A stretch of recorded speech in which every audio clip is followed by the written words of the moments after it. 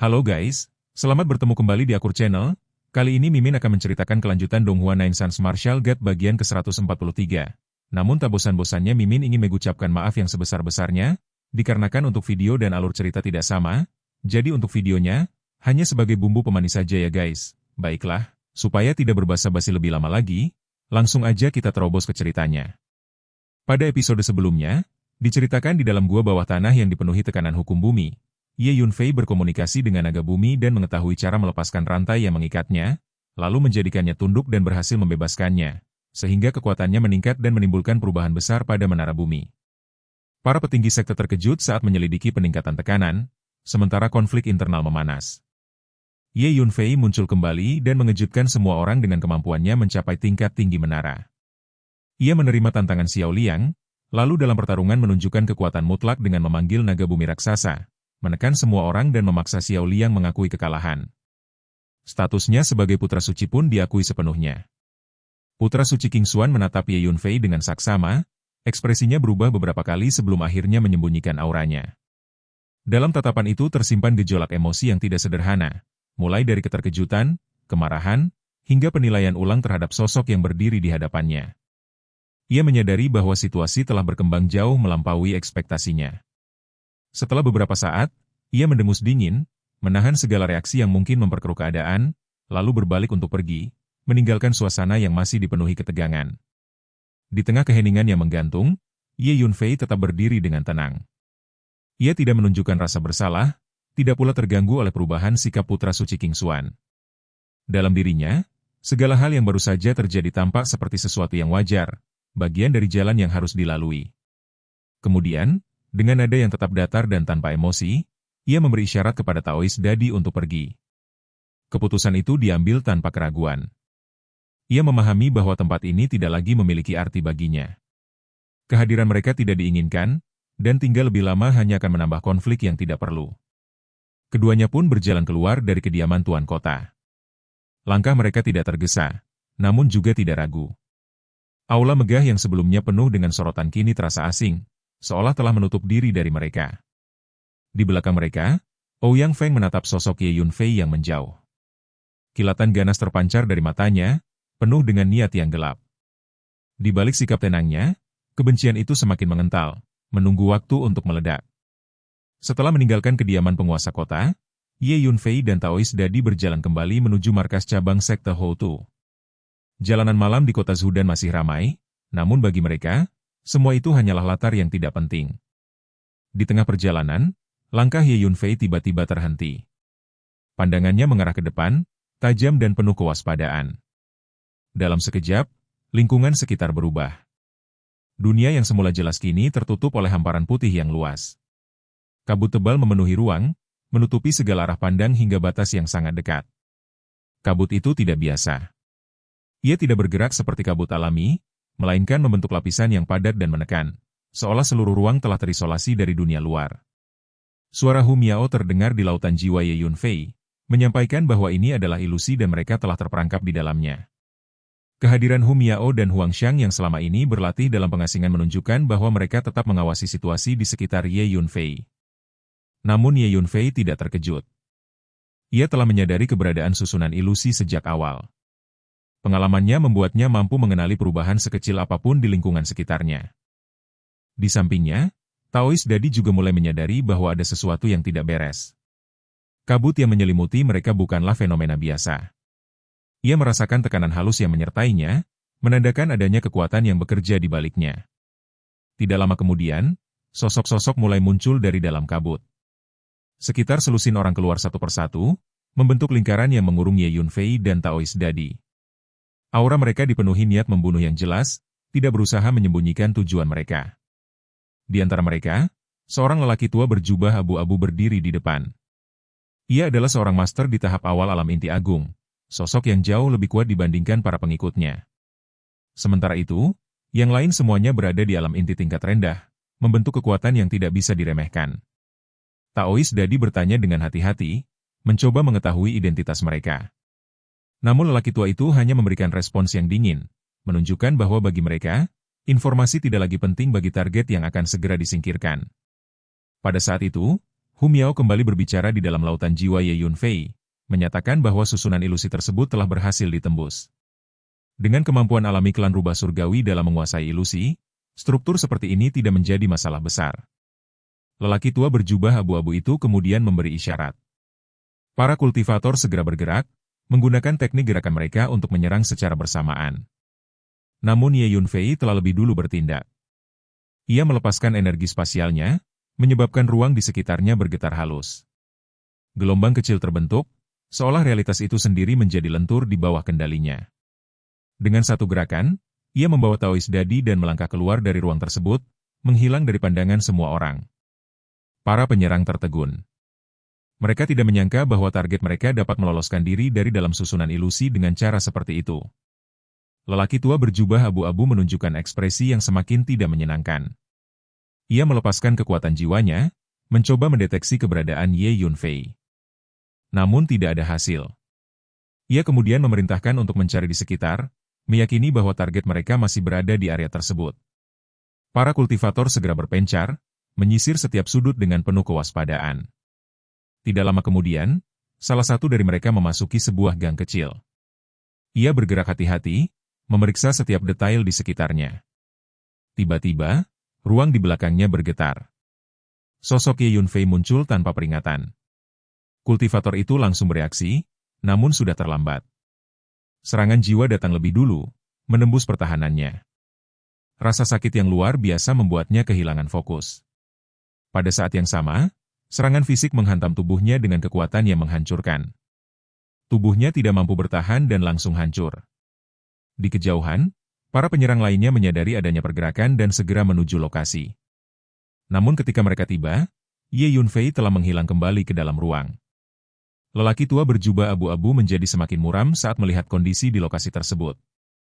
Tidak lama kemudian, serangan berikutnya terjadi. Ye Yunfei kembali muncul di belakang salah satu target lain, menggunakan pola yang sama.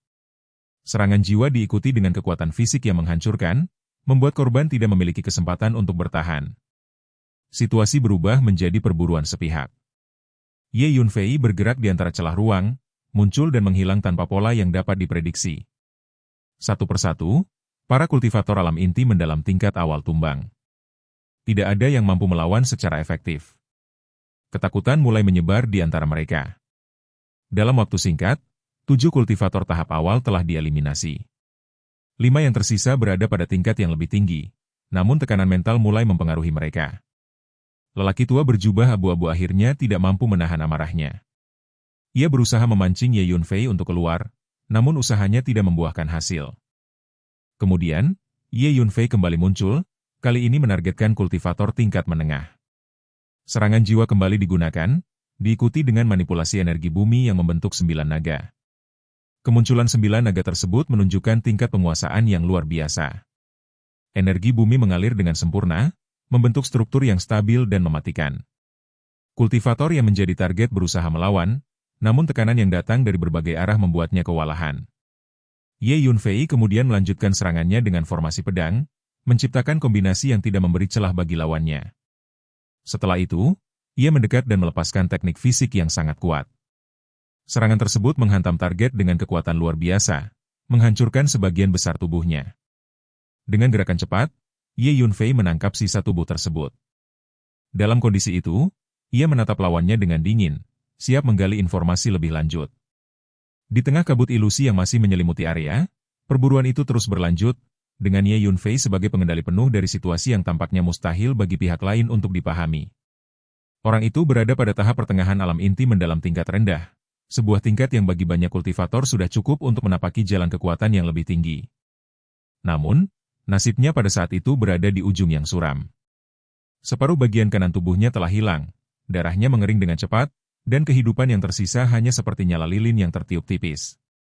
Rasa takut menguasai wajahnya. Matanya penuh permohonan, tubuhnya bergetar tanpa daya di hadapan sosok yang berdiri di depannya. Ia berusaha mempertahankan kesadaran terakhirnya, menyebut asal-usulnya dari keluarga Ouyang sebagai satu-satunya harapan untuk bertahan hidup. Nama keluarga itu, di wilayah ini, bukanlah nama yang ringan. Ia membawa bobot kekuasaan, kekuatan, dan pengaruh yang luas. Namun di hadapan Ye Yunfei, Semua itu tidak memiliki arti yang mampu mengubah keadaan.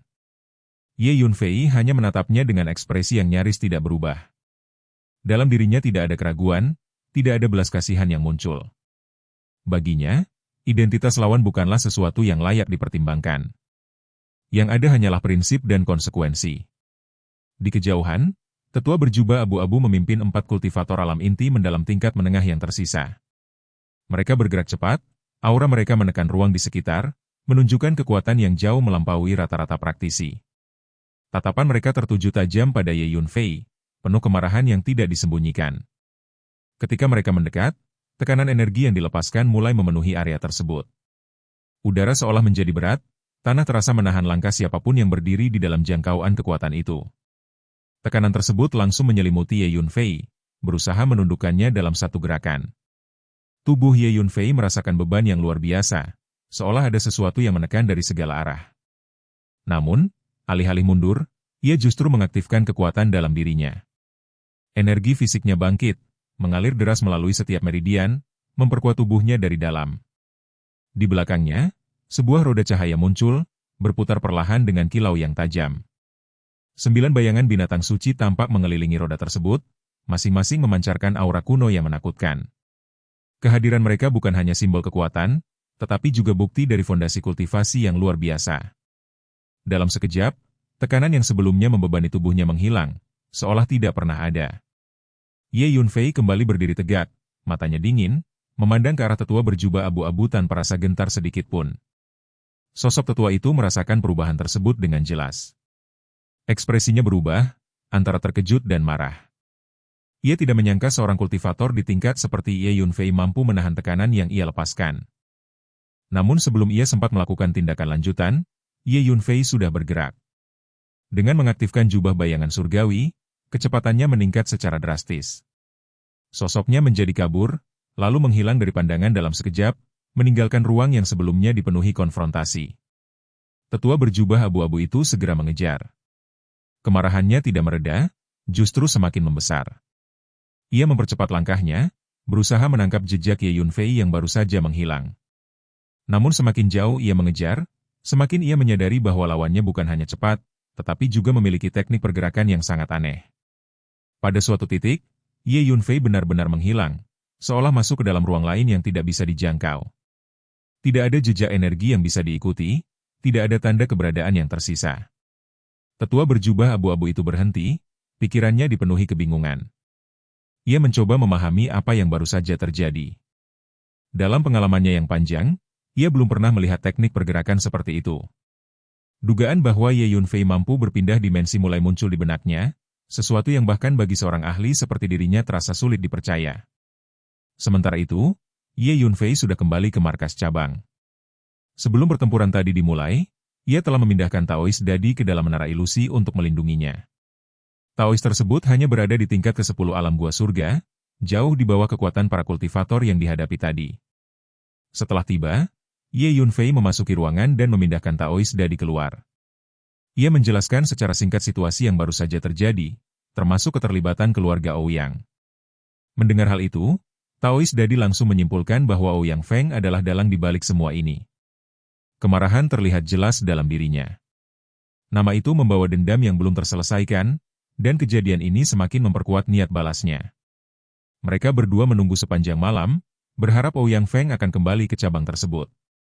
Namun hingga waktu berganti, sosok itu tidak muncul. Keesokan harinya, sebuah berita penting menyebar dengan cepat ke seluruh kota Zhudan. Formasi yang mengelilingi gua tempat tinggal Tuan sejati Dong Zhuo akhirnya memasuki fase melemah. Kabar ini langsung memicu pergerakan besar-besaran. Para ahli bela diri dari berbagai penjuru kota segera bergerak. Sosok-sosok melesat ke langit, meninggalkan jejak energi yang panjang, menuju pegunungan tempat gua tersebut berada. Tidak hanya dari kota Zhudan, praktisi dari wilayah lain juga berdatangan, tertarik oleh peluang yang ditawarkan. Sekte Tanah Tebal pun tidak tinggal diam. Dua tetua mereka memerintahkan para murid elit untuk segera menuju lokasi.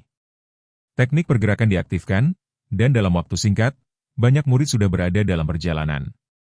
Langit dipenuhi oleh berbagai alat transportasi, termasuk pesawat ruang angkasa yang membawa praktisi dari tempat jauh. Kehadiran mereka menambah keramaian yang belum pernah terjadi sebelumnya di wilayah tersebut. Ye Yunfei dan Taoist Dadi memilih jalur yang berbeda. Mereka tetap dekat dengan tanah, memanfaatkan energi bumi untuk bergerak dengan stabil dan efisien. Cara ini memungkinkan mereka menghindari perhatian yang tidak perlu, sekaligus menjaga ritme perjalanan. Seiring mereka memasuki pegunungan, berbagai formasi mulai terlihat. Formasi-formasi ini merupakan hasil karya tuan sejati Dongzhuo pada masa lalu, masing-masing memiliki kompleksitas dan kekuatan yang tinggi. Namun, waktu telah menggerus kekuatan formasi tersebut. Ditambah dengan kondisi saat ini yang merupakan fase melemah, banyak formasi tidak lagi mampu berfungsi secara maksimal.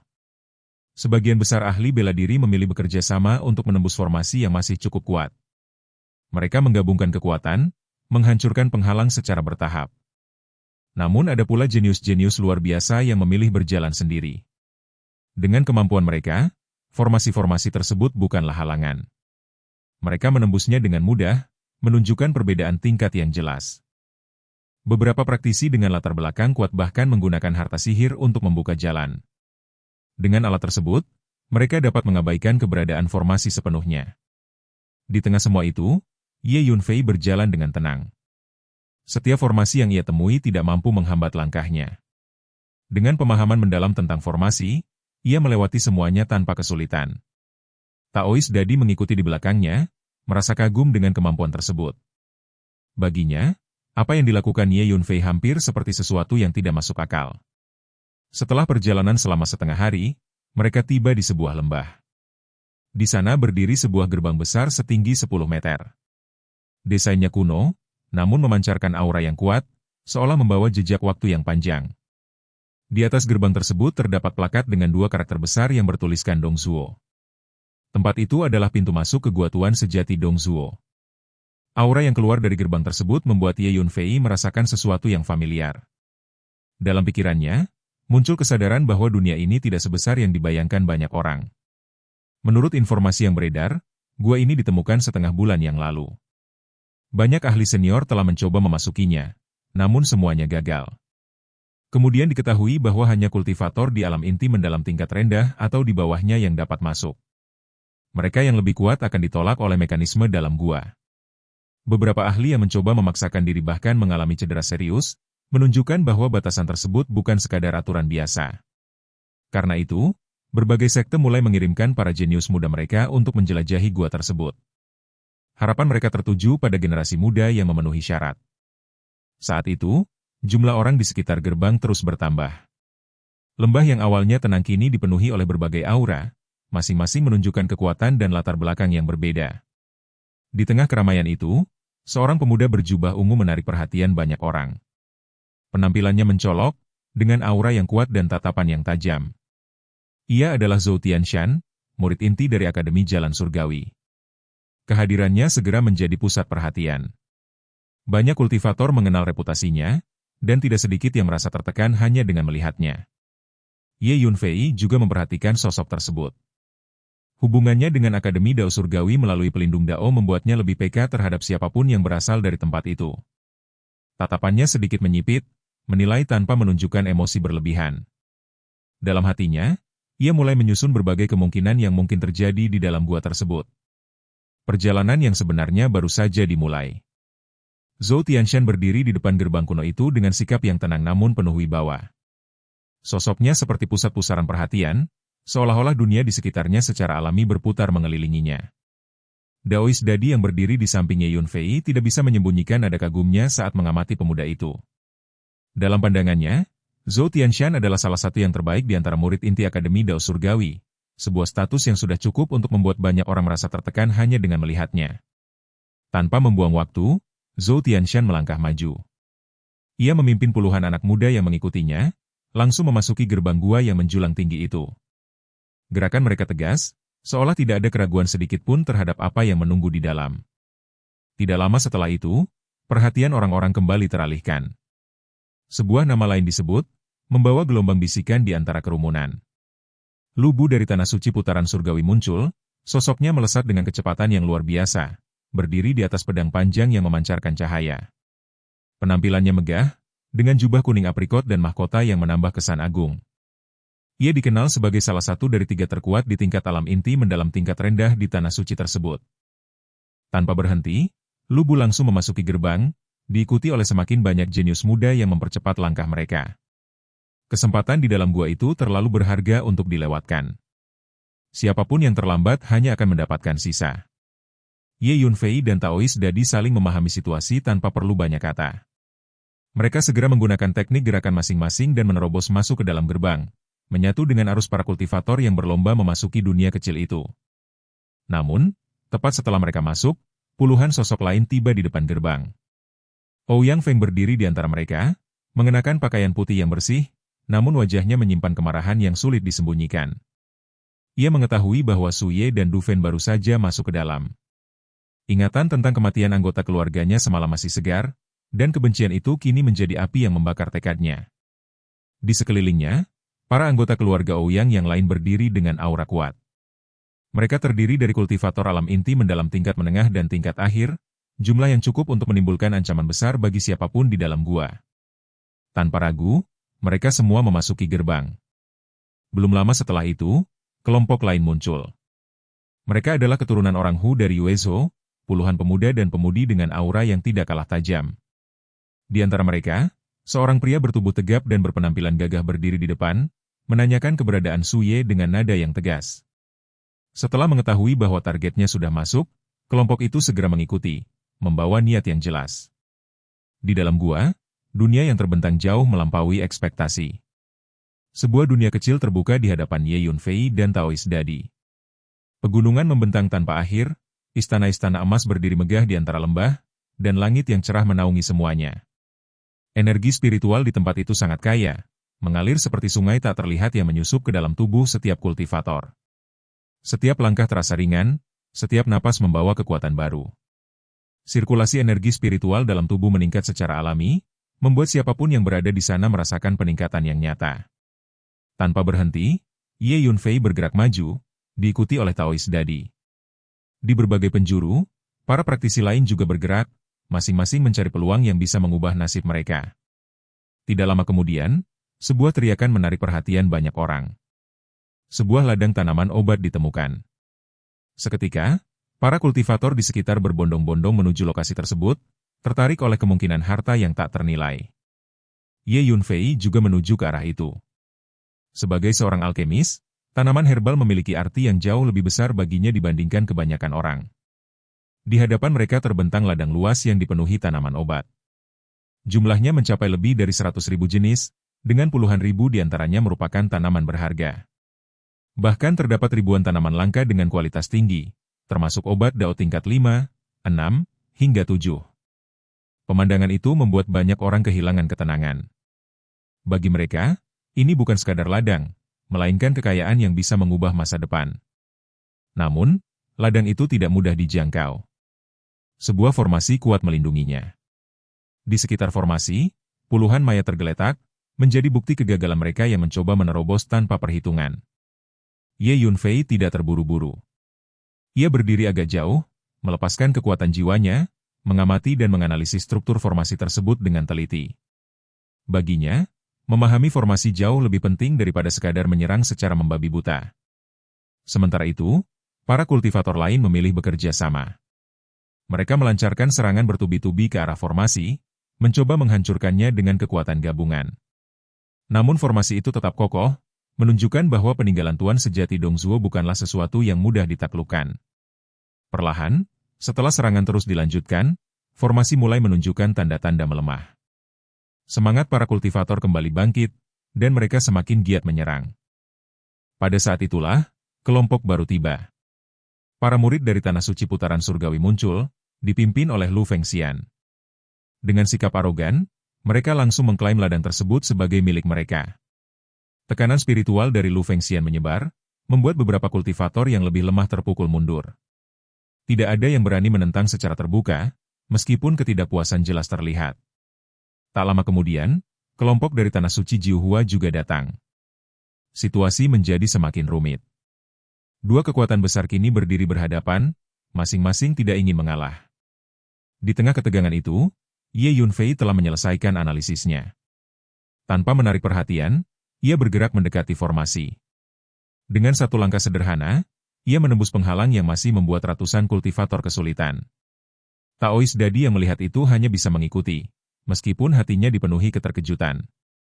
Begitu masuk ke dalam ladang, Ye Yunfei langsung mulai mengumpulkan tanaman obat. Gerakannya cepat dan efisien, seolah ia sudah sangat terbiasa dengan situasi seperti ini. Ia juga memanggil Hu Miao dan Huang Xiang untuk membantu. Dalam waktu singkat, mereka bergerak di berbagai arah, mengumpulkan sebanyak mungkin tanaman sebelum situasi berubah. Taois Dadi yang awalnya terpaku akhirnya ikut bergerak, menyadari bahwa kesempatan seperti ini tidak akan datang dua kali. Di luar formasi, semua orang terdiam. Para murid dari dua tanah suci, serta para kultivator lain, menyaksikan pemandangan yang sulit dipercaya. Mereka yang telah menghabiskan begitu banyak usaha untuk menembus formasi, kini hanya bisa melihat dua orang dengan santai berada di dalam, mengumpulkan hasil yang seharusnya menjadi milik bersama. Kesenjangan kemampuan itu terasa begitu nyata, seperti jurang yang tidak bisa dijembatani. Zhou Tianshan berdiri di depan gerbang kuno dengan aura yang tidak bisa diabaikan, seolah seluruh perhatian di lembah itu tanpa sadar tertarik kepadanya. Daois Dadi yang berada di samping Ye Yunfei memperhatikan dengan saksama, mengenali sosok itu sebagai salah satu murid inti terbaik dari Akademi Dao Surgawi. Keberadaannya saja sudah cukup untuk membuat banyak kultivator lain merasa tertekan. Tanpa membuang waktu, Zhou Tianshan melangkah maju dan memasuki gerbang, diikuti puluhan anak muda yang berjalan di belakangnya dengan penuh keyakinan. Gelombang pertama para jenius telah masuk ke dalam dunia kecil yang tersembunyi di balik gerbang itu. Tak lama kemudian, perhatian kembali teralihkan ketika nama lain disebut. Lubu dari Tanah Suci Putaran Surgawi muncul dengan cara yang mencolok. Ia berdiri di atas pedang panjang yang memancarkan cahaya, mengenakan jubah kuning aprikot dan mahkota yang menambah kesan agung. Sosoknya melintas dengan kecepatan tinggi sebelum langsung memasuki gerbang tanpa ragu. Kehadiran dua tokoh besar itu membuat suasana semakin memanas. Para jenius muda lainnya mulai bergerak cepat, tidak ingin tertinggal dalam perebutan kesempatan. Gerbang itu menjadi seperti pusaran yang menelan satu demi satu kultivator dengan ambisi besar. Ye Yunfei dan Taois Dadi tidak menunggu lebih lama. Mereka menggunakan teknik gerakan mereka dan segera memasuki gerbang, menyusul para kultivator lain yang telah lebih dahulu masuk. Namun, tepat setelah mereka masuk, sekelompok orang lain tiba. Ouyang Feng berdiri di antara mereka, mengenakan pakaian putih yang bersih, tetapi wajahnya menunjukkan niat yang tidak bersahabat. Ia mengetahui bahwa Su Ye dan Du Fen baru saja memasuki gua. Dendam atas kematian anggota keluarganya semalam membuatnya semakin yakin bahwa ia harus menyelesaikan semuanya di tempat ini. Ia membawa banyak anggota keluarga Ouyang, termasuk kultivator tingkat menengah dan tingkat lanjut. Jumlah mereka cukup untuk membuat siapapun merasa terancam. Tidak lama kemudian, kelompok lain tiba lagi. Mereka adalah keturunan suku Hu dari Yuezhou. Puluhan pemuda dengan aura kuat berdiri di depan gerbang, dan setelah memastikan bahwa target mereka telah masuk, mereka juga segera mengikuti. Di dalam gua, dunia kecil terbentang luas. Pegunungan menjulang tanpa akhir, istana-istana emas berdiri megah di antara lembah, dan energi spiritual memenuhi setiap sudut ruang. Udara di tempat itu terasa kaya, membuat setiap langkah terasa lebih ringan dan setiap sirkulasi energi dalam tubuh meningkat dengan cepat. Ye Yunfei dan Taois Dadi bergerak maju tanpa ragu. Di berbagai arah, para kultivator lain juga menjelajah, mencari peluang yang mungkin tersembunyi di dalam dunia kecil tersebut. Tidak lama kemudian, sebuah ladang tanaman obat ditemukan. Pemandangan itu membuat banyak orang kehilangan ketenangan. Ladang itu sangat luas, dipenuhi lebih dari 100.000 tanaman herbal, termasuk puluhan ribu tanaman berharga dan ribuan tanaman langka tingkat tinggi. Namun, ladang tersebut dilindungi oleh formasi yang kuat.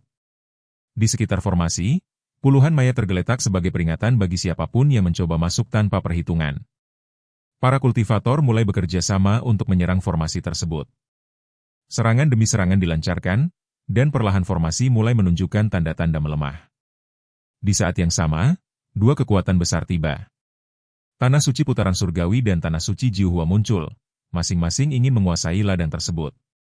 Kehadiran mereka membuat suasana menjadi tegang, dan tidak ada yang berani menentang secara terbuka. Namun di tengah semua itu, Ye Yunfei telah memahami struktur formasi. Tanpa menarik perhatian, ia melangkah maju dan menembus formasi tersebut dengan mudah, seolah tidak ada penghalang. Taois Dadi mengikuti dengan perasaan campur aduk. Begitu masuk, mereka langsung mulai mengumpulkan tanaman herbal dengan kecepatan tinggi. Ye Yunfei bahkan memanggil Hu Miao dan Huang Xiang untuk membantu, mempercepat proses pengumpulan. Di luar formasi, Para kultivator hanya bisa menyaksikan dengan terkejut. Mereka yang telah berusaha keras menembus formasi kini melihat dua orang dengan santai mengumpulkan hasilnya. Para murid dari kedua tanah suci tidak dapat menahan kemarahan mereka. Mereka mengerahkan seluruh kekuatan untuk menghancurkan formasi secepat mungkin. Sementara itu, di dalam ladang, Ye Yunfei memprioritaskan tanaman dao, kemudian tanaman berharga, dan terakhir tanaman spiritual. Dalam waktu singkat, lebih dari setengah ladang telah dipanen. Akhirnya, formasi itu runtuh. Para murid dari dua tanah suci segera menyerbu masuk, tetapi Ye Yunfei telah bersiap. Ia membawa Taoist Dadi dan langsung menghilang dengan kecepatan luar biasa, meninggalkan para pengejar di belakang. Kemarahan para murid itu memuncak, namun mereka tidak mampu mengejar jejak Ye Yunfei yang telah menghilang. Setelah itu, Ye Yunfei dan Taoist Dadi terus menjelajahi dunia kecil tersebut. Mereka menemukan berbagai harta, termasuk tanaman herbal, urat kristal, dan material langka. Namun keuntungan terbesar tetap berasal dari ladang tanaman obat yang telah mereka kuasai sebelumnya. Seiring waktu, konflik antar kultivator semakin sering terjadi. Dunia kecil itu berubah menjadi arena perebutan harta yang penuh ketegangan. Akhirnya, mereka mencapai bagian terdalam dunia kecil tersebut. Sebuah hutan purba terbentang luas, dan di tengahnya berdiri sebuah istana hijau yang menjulang tinggi hingga menembus awan. Di atas gerbangnya tertulis 3 karakter kuno, Prefektur Dongzuo. Ye Yunfei segera mendekat, diikuti Taoist Dadi yang tidak bisa menyembunyikan kekagumannya. Tempat itu jelas merupakan pusat dari seluruh dunia kecil ini. Namun, Ye Yunfei menyadari bahwa istana tersebut dilindungi oleh setidaknya 30 formasi. Ia mulai mempelajarinya dengan tenang, sementara Taoist Dadi hanya bisa mengamati dengan rasa kagum. Tidak lama kemudian, banyak kultivator lain juga tiba di lokasi tersebut. Mereka semua menyadari bahwa tempat ini adalah inti dari warisan Tuan sejati Dongzuo. Di tengah keramaian itu, Ouyang Feng muncul kembali bersama kelompoknya. Ia segera menghalangi jalan Ye Yunfei dan Taoist Dadi, diikuti oleh anggota keluarga Ouyang lainnya yang jumlahnya cukup besar. Tidak lama kemudian, kelompok dari suku Hu juga tiba, diikuti oleh murid-murid dari Tanah Suci Putaran Surgawi dan Tanah Suci Jiuhua. Dalam waktu singkat, Ye Yunfei dan Taoist Dadi dikelilingi dari segala arah. Jumlah musuh mencapai ratusan, dengan berbagai tingkat kekuatan. Para kultivator lain yang menyaksikan kejadian itu hanya bisa terdiam. Mereka menyadari bahwa situasi ini tidak memberi ruang bagi Ye Yunfei dan Taoist Dadi untuk keluar dengan mudah. Taoist Dadi merasakan ketegangan yang luar biasa. Dalam hatinya muncul firasat bahwa kali ini mereka benar-benar berada dalam bahaya besar. Namun Ye Yunfei tetap tenang. Tatapannya tidak berubah, seolah situasi di hadapannya hanyalah bagian kecil dari perjalanan panjang yang telah ia lalui. Di tengah kepungan itu, suasana menjadi semakin berat, dan semua orang menunggu bagaimana akhir dari pertemuan ini akan terungkap. Ruang di depan istana hijau itu terasa semakin menekan. Puluhan, bahkan ratusan kultivator mengelilingi Ye Yunfei dan Taoist Dadi dari segala arah. Aura mereka bertumpuk seperti lapisan batu gunung yang tak terlihat, membuat siapapun yang berdiri di tengahnya seolah terjebak dalam lingkaran tak terelakkan. Di tengah tekanan seperti itu, Ye Yunfei tetap berdiri tenang. Wajahnya tidak menunjukkan kegelisahan, hanya sedikit perubahan ekspresi yang sulit ditangkap oleh orang lain. Di dalam hatinya, ia menyadari bahwa situasi ini memang tidak sederhana. Jumlah lawan terlalu banyak, dan kekuatan mereka pun tidak bisa diremehkan. Lebih dari 60 kultivator alam inti mendalam tingkat lanjut, lebih dari 80 di tingkat menengah, dan lebih dari 100 di tingkat awal. Kombinasi seperti ini bukan sesuatu yang bisa dihadapi secara langsung. Namun, ketenangan Ye Yunfei bukanlah sesuatu yang dibuat-buat.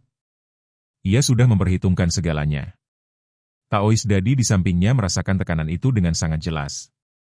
Jantungnya berdetak cepat, pikirannya dipenuhi kemungkinan buruk. Ia tahu betapa berbahayanya situasi ini. Bahkan langkah kecil saja bisa membawa konsekuensi yang fatal.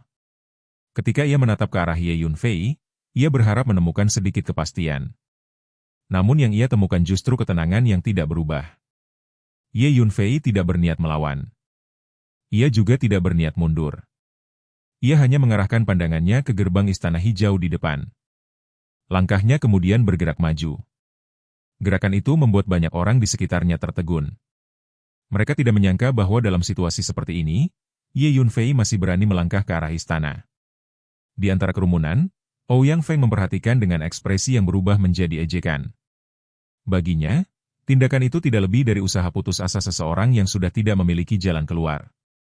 Di matanya, Istana Hijau itu bukanlah tempat yang bisa dimasuki dengan mudah.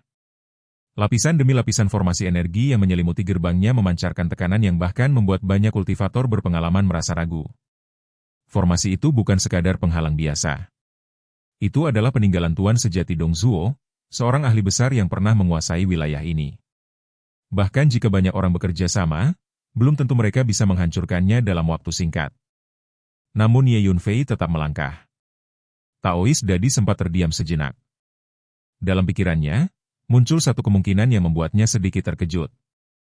Ia tahu bahwa Ye Yunfei memiliki kemampuan yang tidak biasa dalam memahami formasi. Pengalaman sebelumnya telah membuktikan bahwa bahkan ruang antar dimensi pun bukan halangan bagi Ye Yunfei. Dengan keyakinan yang muncul kembali, ia segera mengikuti di belakang. Begitu mereka mendekati gerbang istana, reaksi langsung terjadi. Rune-rune energi bermunculan di udara, membentuk lapisan-lapisan perlindungan yang menyelimuti area tersebut. Energi besar berputar di sekitar mereka, seolah mencoba menelan setiap hal yang berani mendekat. Bagi orang lain, ini adalah pemandangan yang menandakan kehancuran. Banyak yang mengira bahwa Ye Yunfei dan Taois Dadi akan langsung terhapus oleh kekuatan formasi tersebut. Ouyang Feng bahkan tidak menyembunyikan kegembiraannya. Dalam pikirannya, jika Ye Yunfei mati di sini, maka semua hambatan di jalannya akan hilang. Para murid dari Tanah Suci Putaran Surgawi dan Tanah Suci Jiuhua pun hanya mengamati dengan ekspresi datar. Yang mereka sesalkan bukanlah nasib Ye Yunfei, melainkan harta yang mungkin ikut lenyap bersamanya. Namun, kenyataan tidak berjalan seperti yang mereka bayangkan.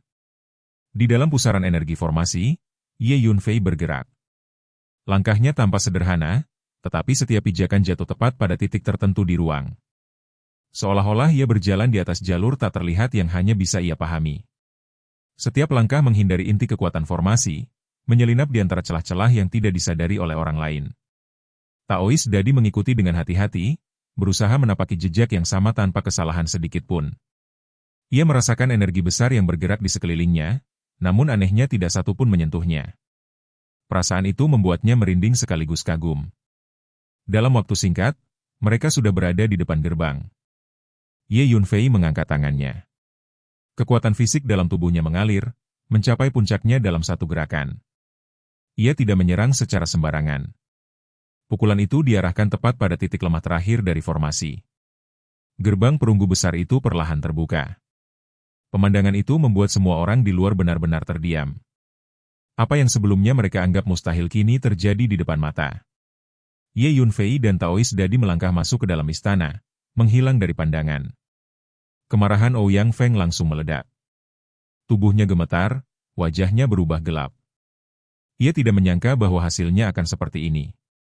Para murid dari dua tanah suci juga mulai menyadari satu hal yang sama. Jika harta paling berharga di dalam istana jatuh ke tangan Ye Yunfei, maka semua usaha mereka akan sia-sia. Dengan kesadaran itu, mereka mulai menyerang formasi dengan lebih serius.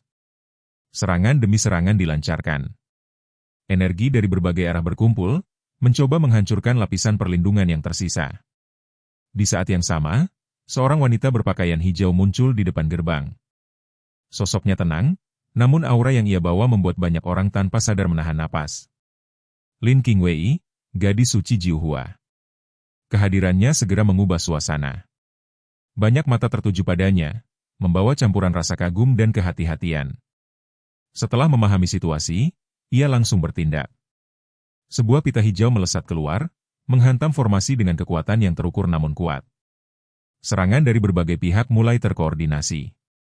Semua orang menyadari bahwa istana ini adalah pusat warisan tuan sejati Dong Zhuo. Apapun yang ada di dalamnya jauh lebih berharga dibandingkan harta di luar. Di luar, serangan terus berlangsung. Di dalam, Ye Yunfei dan Taois Dadi sudah melangkah lebih jauh ke dalam istana. Namun cerita tidak berhenti di sana. Di tempat yang sangat jauh, di pusat bintang Xuan Huang, sebuah peristiwa lain sedang terjadi. Di dalam markas besar sekte misteri surgawi, sebuah gunung melayang di udara, diselimuti energi spiritual yang begitu padat hingga tampak seperti kabut abadi. Di puncaknya, sebuah istana berdiri megah. Di dalam aula, seorang lelaki tua kurus duduk bersila di depan meja kayu sederhana. Di atas meja itu terdapat cangkang kura-kura, koin tembaga, dan benang merah. Tangannya bergerak dengan cepat, membentuk segel demi segel yang rumit. Energi halus mengalir mengikuti setiap gerakan, menyatu dengan benda-benda di atas meja. Waktu berlalu tanpa diketahui. Hingga akhirnya, lelaki tua itu membuka mata. Ia menemukan sesuatu. Keberadaan Ye Yunfei berhasil dilacak. Lokasinya berada di hutan belantara utara. Namun harga yang harus dibayar tidak kecil. Begitu hasil itu muncul, tubuh lelaki tua itu melemah. Ia memuntahkan darah, wajahnya pucat, napasnya menjadi berat. Ia sempat menyadari satu hal terakhir. Nasib yang terkait dengan Ye Yunfei bukanlah sesuatu yang sederhana. Ada bayangan kehancuran, tumpukan mayat, dan lautan darah yang tak terhitung. Sebuah pertanda yang bahkan bagi seorang peramal berpengalaman terasa menakutkan. Sebelum ia sempat menyelesaikan pikirannya, kesadarannya terputus. Di tempat lain, di dalam Istana Hijau, Ye Yunfei melangkah lebih dalam, tanpa mengetahui bahwa dirinya kini telah menjadi pusat dari arus takdir yang semakin besar. Di dalam aula megah sekte misteri surgawi, suasana yang semula tenang tiba-tiba berubah menjadi penuh ketegangan. Seruan mengenai Yang Mulia Baiyun membuat seluruh orang yang hadir terkejut, seolah sebuah batu besar dilemparkan ke permukaan air yang tenang. Sosok lelaki tua kurus yang dikenal sebagai Tetua Agung itu memang bukan figur biasa. Ia telah lama dikenal di seluruh wilayah Bintang Xuan Huang, seorang peramal yang kemampuannya melampaui batas pemahaman banyak orang. Nama Yang Mulia Awan Putih melekat padanya bukan tanpa alasan, melainkan sebagai simbol dari keahlian luar biasa yang telah diakuinya oleh dunia. Ketika tubuhnya mulai melemah setelah melakukan perhitungan takdir yang berat, seorang anggota berpangkat tinggi dari sekte itu segera mengambil tindakan. Ia mengeluarkan perintah dengan tegas agar Yang Mulia Baiyun segera dibawa untuk beristirahat. Tanpa menunda, dua murid bergegas mendekat, dengan hati-hati menopang tubuh sang tetua yang rapuh sebelum membawanya keluar dari aula utama. Di tengah suasana itu, percakapan tentang hasil ramalan mulai berkembang. Keberadaan Ye Yunfei di hutan belantara utara menjadi informasi yang sangat berharga. Bagi banyak pihak, mengetahui lokasi target berarti membuka jalan menuju tindakan berikutnya.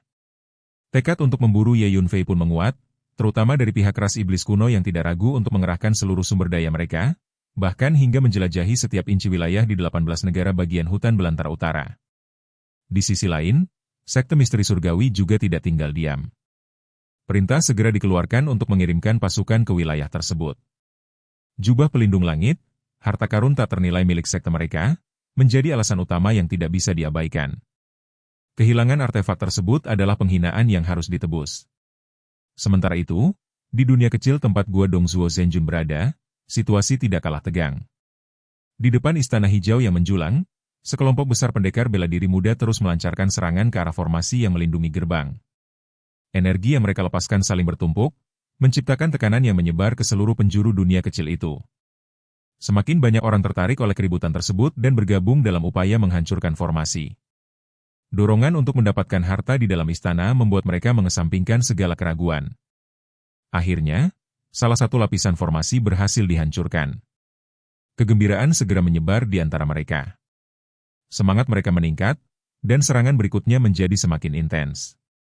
Di tengah keramaian itu, Ouyang Feng tidak bisa menyembunyikan emosinya. Ia merasa kesal sekaligus enggan menerima kenyataan bahwa Ye Yunfei dan Taois Dadi telah berhasil masuk lebih dulu. Tekadnya untuk membunuh keduanya semakin kuat. Dalam pikirannya, tidak ada lagi ruang untuk kompromi. Ia mengerahkan seluruh kekuatannya, menyerang formasi dengan intensitas yang lebih tinggi, seolah ingin melampiaskan semua amarahnya pada penghalang tersebut. Di dalam istana, suasana berbeda sepenuhnya.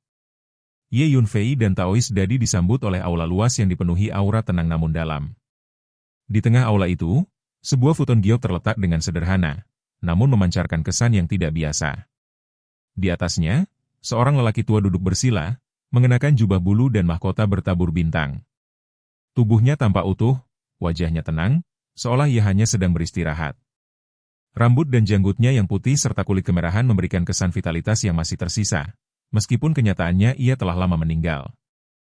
Taois Dadi langsung mengenali sosok itu sebagai Tuan Sejati Dongzuo, seorang tokoh legendaris di wilayah ini. Namun Ye Yunfei dengan cepat memahami keadaan sebenarnya. Ia menyadari bahwa lelaki tua itu mencoba menembus alam yang lebih tinggi, tetapi gagal dan mengalami penyimpangan ki yang berujung pada kematian. Pandangan Ye Yunfei kemudian tertuju pada sebuah mutiara yang berada di dekat tubuh tersebut. Ukurannya sebesar kepalan tangan, dan di dalamnya tampak asap hijau yang bergerak perlahan. Dari pengamatannya, ia segera menyadari bahwa mutiara itu mengandung energi atribut kayu dalam jumlah besar, lengkap dengan hukum-hukum yang menyertainya. Dengan hati-hati, ia mengambil mutiara tersebut dan memeriksanya lebih lanjut. Ia memahami bahwa ini adalah harta sihir tipe kayu yang mampu menyerap energi dari lingkungan sekitarnya secara otomatis. Bagi seseorang yang mengembangkan teknik berbasis kayu, benda ini adalah alat yang sangat berharga. Dalam benaknya, Ye Yunfei bahkan mempertimbangkan kemungkinan memurnikan mutiara itu ke dalam tubuhnya, menjadikannya bagian dari tubuh Kaisar Azur. Dengan demikian, ia dapat memanfaatkan energi tersebut untuk mempercepat pemulihan jika suatu saat terluka. Ia pun menyimpan mutiara itu dengan hati-hati, menyadari bahwa ini adalah salah satu keuntungan terbesar dari perjalanannya ke tempat ini.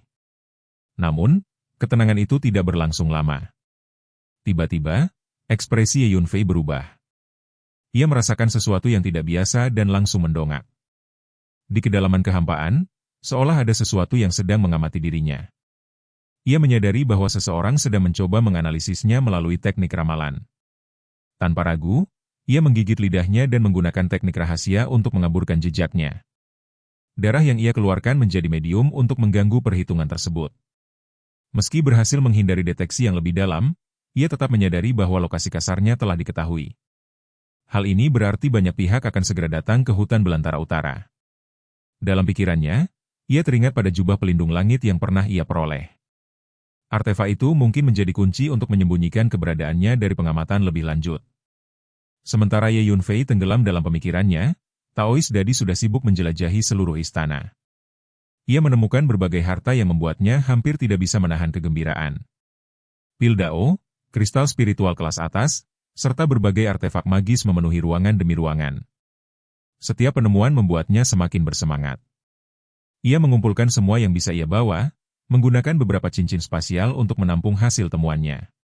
Di salah satu ruangan, mereka menemukan banyak lempengan giok yang berisi teknik kultivasi berbasis kayu.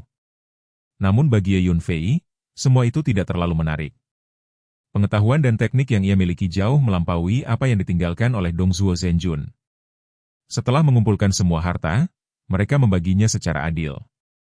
Taois Dadi tampak sangat puas, hampir tidak bisa menyembunyikan kebahagiaannya. Perhatiannya kemudian tertuju pada jubah yang dikenakan oleh tubuh Dong Zhuo Zhenjun. Ia menyadari bahwa itu adalah artefak magis yang mampu menyerap energi spiritual dari lingkungan. Tanpa ragu, ia mengambilnya. Ia bahkan menemukan bahwa rompi yang dikenakan juga merupakan artefak pertahanan yang kuat. Dengan penuh semangat, ia mengambilnya juga. Tindakan itu membuat tubuh Dong Zhuo Zhenjun bagian atas menjadi terbuka sepenuhnya. Meskipun telah kehilangan kehidupan, tubuh itu tetap terlihat kuat dan terawat. Taois Dadi sempat memikirkan kemungkinan bahwa pakaian lain yang dikenakan juga merupakan artefak magis.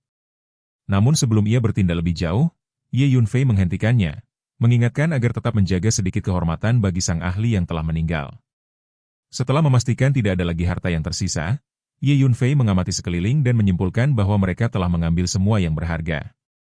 Di luar, masih ada banyak kultivator yang menunggu. Jalan keluar tidak akan mudah. Namun bagi Ye Yunfei, satu-satunya pilihan adalah maju. Dengan tekad yang mantap, ia melangkah keluar dari istana, diikuti oleh Taois Dadi yang meskipun merasa khawatir, tetap memilih untuk mengikuti. Saat ini, suasana di luar istana hijau telah berubah menjadi lautan manusia yang penuh ketegangan. Di bawah komando murid-murid dari dua negeri suci, lebih dari 1.000 ahli bela diri berdiri rapat mengelilingi gerbang istana, masing-masing mengerahkan seluruh kekuatan mereka untuk menghancurkan formasi yang tersisa. Energi yang mereka lepaskan saling bertabrakan, berlapis-lapis seperti ombak yang tidak pernah berhenti, menciptakan tekanan luar biasa yang memenuhi udara di sekitarnya. Dengan serangan gabungan dari semua orang, hampir setengah dari formasi telah hancur. Lapisan demi lapisan energi mulai retak, memperlihatkan tanda-tanda kehancuran yang tak terelakkan. Setiap retakan kecil menjadi harapan bagi mereka yang menunggu di luar, sekaligus menjadi ancaman bagi siapapun yang berada di dalam. Tepat pada saat itu, sebuah perubahan mendadak terjadi. Gerbang istana yang sebelumnya tertutup rapat perlahan terbuka. Kemunculan Ye Yunfei dan Taois Dadi di ambang pintu seketika menghentikan seluruh aktivitas. Semua mata langsung tertuju pada mereka, seolah waktu berhenti sejenak. Lebih dari 1.000 ahli bela diri kini berdiri mengelilingi mereka, membentuk kepungan yang hampir tanpa celah. Tanpa memberi kesempatan bagi siapapun untuk bereaksi lebih jauh, Ye Yunfei langsung bertindak. Ia mengulurkan tangan dan meraih Taoist Dadi, menariknya mendekat dengan gerakan tegas. Lututnya sedikit ditekuk, lalu dalam satu gerakan eksplosif, ia menendang tanah dengan kekuatan yang luar biasa. Tanah di bawah kakinya tidak mampu menahan tekanan itu. Sebuah kawah besar langsung terbentuk, memperlihatkan betapa besar energi yang dilepaskan dalam satu pijakan. Dengan memanfaatkan dorongan tersebut, tubuh Ye Yunfei melesat maju dengan kecepatan yang mencengangkan. Pergerakannya begitu cepat hingga udara di sekitarnya terbelah, menciptakan pusaran yang berputar dan mengepul di belakangnya, meninggalkan jejak panjang yang tampak seperti kabut putih. Dalam satu gerakan itu, Ye Yunfei tidak menahan diri. Ia melepaskan seluruh kekuatan fisiknya, dan pada saat yang sama mengaktifkan tubuh kayu kaisar biru. Otot-ototnya menegang, tulang-tulangnya bergetar, dan seluruh tubuhnya berubah menjadi senjata hidup yang bergerak tanpa ragu. Ia memilih arah dengan perhitungan matang. Jalur yang ia ambil adalah area yang dihuni oleh para kultivator dengan kekuatan relatif lebih lemah, kebanyakan berada di tahap awal alam inti mendalam tingkat rendah. Kecepatan yang luar biasa membuat para kultivator di jalur tersebut tidak sempat bereaksi. Tubuh Ye Yunfei melesat seperti badai yang tidak bisa dihentikan. Beberapa di antara mereka langsung hancur, sementara yang lain terlempar jauh tanpa sempat memahami apa yang terjadi. Di belakangnya, Lu Fengxian segera menyadari situasi tersebut. Ia memimpin kelompok ahli bela diri lainnya untuk mengejar dan mencoba menghentikan Ye Yunfei. Gelombang demi gelombang kultivator bergerak maju, berusaha memblokir jalur pelarian itu. Namun Ye Yunfei tidak menunjukkan tanda-tanda melambat. Dalam kondisi terdesak, ia justru bergerak lebih berani. Saat menghadapi lawan yang lebih kuat, ia menggunakan serangan jiwa terlebih dahulu sebelum menyerbu. Sedangkan terhadap lawan yang lebih lemah, ia langsung menerobos tanpa ragu. Dalam waktu yang sangat singkat, jalur di depannya terbuka. Satu persatu kultivator yang mencoba menghalangi jatuh atau terpental. Keunggulan kekuatan fisik dalam jarak dekat terlihat jelas. Banyak di antara mereka bahkan tidak sempat mengangkat tangan sebelum terkena dampaknya. Dalam kurang dari satu tarikan napas, Ye Yunfei berhasil menerobos kepungan yang tampak mustahil itu. Namun serangan tidak berhenti di situ. Dari belakang, Lu Fengxian, Lin Qingwei, dan para ahli tingkat akhir lainnya melancarkan serangan gabungan. Energi yang mereka lepaskan menyapu ke arah punggung Ye Yunfei dengan kekuatan yang sangat besar. Meski kecepatannya tinggi, beberapa serangan tetap mengenainya. Tubuh Ye Yunfei bergetar hebat saat menerima hantaman tersebut. Luka-luka muncul di sekujur tubuhnya, darah mengalir tanpa bisa dihentikan. Namun yang mengejutkan semua orang, ia tetap bergerak maju. Para kultivator di belakangnya terdiam sejenak, tidak percaya dengan apa yang mereka lihat. Secara logika, seorang kultivator alam gua surga tingkat 5 seharusnya tidak mampu bertahan dari serangan gabungan seperti itu. Namun Ye Yunfei tetap bertahan, bahkan masih memiliki kekuatan untuk melanjutkan pelarian. Di tengah kondisi itu, Taoist Dadi merasakan ketegangan yang luar biasa. Ia menyaksikan Ye Yunfei memuntahkan darah berkali-kali, wajahnya pucat, napasnya melemah. Namun ia tetap tidak berhenti. Tanpa menjawab apapun, Ye Yunfei hanya mempercepat gerakannya. Ia mengaktifkan jubah bayangan surgawi, meningkatkan kecepatannya secara drastis hingga sosoknya berubah menjadi bayangan yang sulit ditangkap. Dalam sekejap, ia menghilang dari pandangan. Di belakang, lebih dari 1000 ahli bela diri langsung mengejar. Mereka memahami bahwa Ye Yunfei dan Taoist Dadi telah memperoleh seluruh harta dari gua tersebut. Tidak ada satupun yang ingin menyerah. Namun kecepatan Ye Yunfei terlalu jauh melampaui mereka. Dalam waktu singkat, ia sudah menghilang tanpa jejak. Setengah jam kemudian, di sebuah pegunungan dalam dunia kecil itu, terdapat sebuah gua tersembunyi. Ye Yunfei masuk ke dalamnya dan menurunkan Taoist Dadi. Tubuhnya terlihat sangat lemah, namun matanya tetap tenang. Ia memeriksa kondisi tubuhnya dan menyadari bahwa organ dalamnya mengalami kerusakan serius. Namun tubuh kayu kaisar biru terus bekerja, memperbaiki luka-luka tersebut dari dalam. Teknik ini tidak hanya meningkatkan kekuatan fisik, tetapi juga memberikan kemampuan regenerasi yang luar biasa. Dengan cepat, Ye Yunfei mengeluarkan bahan-bahan formasi dan memasang beberapa susunan di pintu masuk gua untuk menyembunyikan keberadaan mereka. Ia kemudian memasuki menara ilusi untuk memulai pemulihan. Di dalam, ia duduk bersila dan mengeluarkan puluhan ribu ramuan yang telah dikumpulkan sebelumnya. Ia memilih sekitar 90.000 ramuan yang mengandung energi atribut kayu, lalu menyisihkan sisanya. Setelah itu, ia mengeluarkan mutiara berharga yang sebelumnya ia peroleh. Energi kayu yang sangat besar langsung menyebar, mengubah area di sekitarnya menjadi penuh cahaya hijau. Dengan sumber energi ini, ia yakin dapat meningkatkan tubuh kayu kaisar biru ke tingkat yang lebih tinggi. Proses kultivasi pun dimulai. Energi dari ramuan dan mutiara terus mengalir ke dalam tubuhnya. Tubuhnya mengalami perubahan besar, memancarkan cahaya hijau yang menyilaukan. Seluruh tubuhnya tampak seperti batu permata hidup yang berkilau. Di luar, situasi masih belum mereda. Berbagai kelompok terus mencari keberadaan Ye Yunfei dan Taois Dadi. Lu Fengxian, Lin Qingwei, Ouyang Feng, dan banyak lainnya memimpin pencarian di seluruh dunia kecil itu. Mereka semua memiliki tujuan yang sama. Mutiara kayu surgawi. Dan lebih dari itu, harta yang dibawa oleh Ye Yunfei. Di seluruh penjuru dunia kecil, para kultivator bergerak tanpa henti, menciptakan suasana yang penuh ketegangan dan ambisi. Di dalam Phantom Tower, waktu berlalu begitu cepat, seolah arusnya dipercepat oleh kekuatan yang tak kasat mata, membuat setiap detik terasa padat dan syarat perubahan. Di ruang yang dipenuhi energi tersebut, Ye Yunfei duduk bersila dengan tubuh yang sepenuhnya diselimuti oleh lautan kabut hijau yang tebal. Kabut hijau itu bukan kabut biasa, melainkan energi elemen kayu yang sangat terkonsentrasi, berkumpul hingga membentuk lapisan seperti lautan yang berdenyut perlahan. Energi itu mengalir seperti makhluk hidup, berputar dan bergerak mengitari tubuh Ye Yunfei, masuk dan keluar melalui pori-pori, menyatu dengan setiap bagian tubuhnya. Dalam keadaan itu, tubuhnya tampak seperti pusat dari pusaran energi yang luas, sebuah inti yang menyerap segala kekuatan di sekitarnya. Dalam sekejap mata, 3 hari telah berlalu.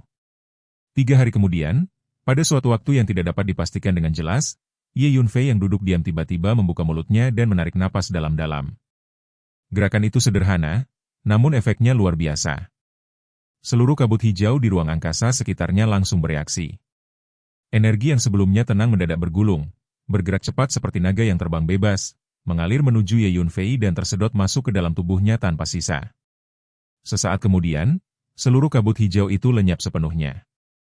Ruang yang sebelumnya dipenuhi warna hijau kini menjadi kosong, hanya menyisakan Ye Yunfei yang berdiri perlahan. Dalam dirinya, perubahan besar telah terjadi. Ia menyadari bahwa dirinya akhirnya berhasil mengembangkan tubuh kayu kaisar biru hingga mencapai puncaknya. Perasaan puas dan sedikit kegembiraan muncul di wajahnya, sesuatu yang jarang terlihat. Dengan lembut, ia menggoyangkan tubuhnya. Seketika itu juga, tubuhnya memancarkan cahaya biru yang tak terbatas. Cahaya itu menyebar seperti ribuan sinar yang memancar dari satu titik, disertai aliran energi keberuntungan yang tampak seperti untaian halus yang mengelilinginya. Ia merasakan kekuatan dalam tubuhnya meningkat drastis. Kekuatan fisiknya kini telah melampaui 100 juta jin, sebuah angka yang tidak bisa dianggap remeh. 100 juta jin setara dengan kekuatan setengah naga. Dalam perhitungannya, bahkan pukulan biasa yang ia lepaskan kini memiliki kekuatan setengah naga. Ia memahami bahwa istilah Jiao yang ia gunakan mengacu pada klan iblis Jiao, makhluk yang dikenal memiliki kekuatan luar biasa sejak lahir. Seekor naga dewasa biasa tidak memerlukan kultivasi untuk mencapai kekuatan tersebut, apalagi naga yang telah berlatih secara mendalam. Namun bagi Ye Yunfei, peningkatan kekuatan bukanlah satu-satunya keuntungan. Ia menyadari bahwa manfaat terbesar dari tubuh Kaisar Biru Jiamu pada tahap penyempurnaan agung adalah vitalitas luar biasa yang diberikannya. Tubuhnya kini memiliki kemampuan regenerasi yang menakjubkan. Kemampuan supranatural untuk meregenerasi anggota tubuh yang terputus telah muncul. Jika suatu saat ia mengalami luka parah, tubuhnya dapat memperbaiki diri dengan kecepatan yang tidak masuk akal. Perasaan puas memenuhi dirinya. Setelah memastikan kondisinya stabil, ia memutuskan untuk keluar. Dalam sekejap, ia meninggalkan menara ilusi dan kembali ke gua tempat Taois Dadi menunggu. 3 hari di dalam Phantom Tower ternyata hanya setara dengan setengah jam di dunia luar. Begitu muncul, Taois Dadi langsung mengamati tubuhnya dengan seksama. Ia memperhatikan dari atas hingga bawah, dan keterkejutannya terlihat jelas ketika menyadari bahwa semua luka pada tubuh Ye Yunfei telah hilang sepenuhnya. Kondisi yang sebelumnya mengkhawatirkan kini berubah menjadi sesuatu yang sulit dipercaya. Ye Yunfei menunjukkan bahwa dirinya sudah baik-baik saja, lalu segera mengajak untuk keluar. Namun Taois Dadi tidak bisa menyembunyikan kekhawatirannya. Ia mengetahui bahwa banyak orang di luar sedang mencari mereka. Jika mereka keluar begitu saja, kemungkinan besar mereka akan langsung diserang. Ia berpikir bahwa akan lebih aman jika mereka mencari cara untuk meninggalkan dunia kecil ini secara diam-diam. Namun Ye Yunfei tidak sependapat. Dalam pandangannya, tidak perlu menghindar. Jika ada yang berani menghalangi, maka ia akan menghadapi mereka secara langsung dan keluar dari situasi tersebut. Kepercayaan dirinya bukan tanpa dasar. Dengan kekuatan fisik yang dimilikinya sekarang, bahkan jika ia berdiri tanpa melakukan perlawanan, para kultivator alam inti mendalam tingkat rendah tidak akan mampu membunuhnya. Setelah itu, ia langsung melangkah keluar dari gua. Taois Dadi yang terkejut tidak punya pilihan selain mengikuti. Ia tidak berani bertindak sendirian dalam situasi seperti ini. Sepanjang perjalanan, ia mencoba menasihati Ye Yunfei agar lebih berhati-hati, mengingat jumlah musuh yang terlalu banyak. Namun Ye Yunfei tetap tenang, bahkan menyatakan bahwa selama Taois Dadi tetap berada di dekatnya, ia akan menjamin keselamatannya. Ucapan itu membuat Taois Dadi tidak bisa berkata-kata. Ia hanya bisa menggertakkan giginya dan terus mengikuti. Tidak lama kemudian, sekelompok pendekar bela diri muncul di depan mereka. Sekitar selusin orang langsung mengenali Ye Yunfei dan Taois Dadi. Mereka bergerak cepat, mengepung keduanya dari segala arah. Seorang pria jangkung dengan wajah garang menyampaikan niatnya dengan jelas, menuntut agar semua harta Dongzhuo Zhenjun diserahkan. Namun Ye Yunfei hanya memberikan respons dingin, menyarankan agar mereka pergi jika tidak ingin mati. Ucapan itu membuat pria tersebut marah. Ia menganggap Ye Yunfei hanya seorang kultivator lemah yang berani bersikap sombong. Tanpa ragu, ia menyerang dengan tangan yang dipenuhi energi spiritual. Namun Ye Yunfei menanggapi dengan sederhana. Tangannya terangkat, dan dalam satu gerakan, kedua tangan mereka bertemu. Lengan pria itu hancur secara bertahap, tidak mampu menahan kekuatan yang dihadapi. Jeritan keluar darinya, penuh rasa sakit. Ye Yunfei tidak berhenti. Dengan satu pukulan telapak tangan, tubuh pria itu terlempar jauh, meninggalkan kawah besar di tanah. Para kultivator lainnya terdiam, napas mereka terasa dingin. Mereka menyadari bahwa kekuatan Ye Yunfei jauh melampaui perkiraan. Namun godaan harta tetap membuat mereka bertindak. Setelah ragu sejenak, mereka memutuskan untuk menyerang bersama. Ye Yunfei tidak menunjukkan rasa takut. Ia melesat maju, melancarkan serangan dengan telapak tangan yang masing-masing mengandung kekuatan setengah naga. Dalam waktu singkat, semua lawan terlempar dan jatuh, tidak mampu melawan. Setelah itu, Ye Yunfei melanjutkan perjalanan, diikuti oleh Taois Dadi yang masih terkejut. Namun perjalanan mereka tidak berlangsung lama tanpa gangguan. Keberadaan mereka kembali diketahui. Berita tentang kemunculan mereka menyebar dengan cepat. Banyak pihak mulai bergerak, memanggil sekutu mereka untuk mengepung Ye Yunfei dan Taois Dadi. Dalam waktu singkat, para kultivator dari berbagai arah berkumpul, mengelilingi mereka sekali lagi. Ye Yunfei hanya berdiri diam, tertawa dingin. Ia kini sepenuhnya percaya diri. Dengan tubuh kayu kaisar biru yang telah mencapai puncaknya, ia tidak lagi merasa terancam oleh para kultivator alam inti mendalam tingkat rendah. Bahkan jika situasi menjadi buruk, ia masih memiliki cara untuk melarikan diri. Namun Taois Dadi merasakan hal yang berbeda. Ia melihat jumlah musuh yang terus bertambah, dan rasa takut mulai menguasainya. Dalam kondisi itu, Ouyang Feng muncul di garis depan bersama anggota keluarganya. Ekspresinya dipenuhi niat membunuh, seolah kesempatan ini adalah saat yang telah lama ia tunggu. Lingkaran pengepungan kembali terbentuk, lebih rapat dan lebih berbahaya dari sebelumnya. Dan kali ini, semua orang tahu bahwa pertempuran tidak akan mudah dihindari. Dan, adegan ini pun mengakhiri pertemuan kita kali ini. Terima kasih kepada semua yang telah menyimak dari awal sampai akhir video ini. Dan juga Mimin ingin mengucapkan terima kasih yang sebesar-besarnya kepada semua yang sudah subscribe Akur Channel. Semoga semuanya dimudahkan rezekinya, dan dilancarkan segala urusannya, juga disehatkan selalu setiap saat, dan terhindar dari segala penyakit. Amin.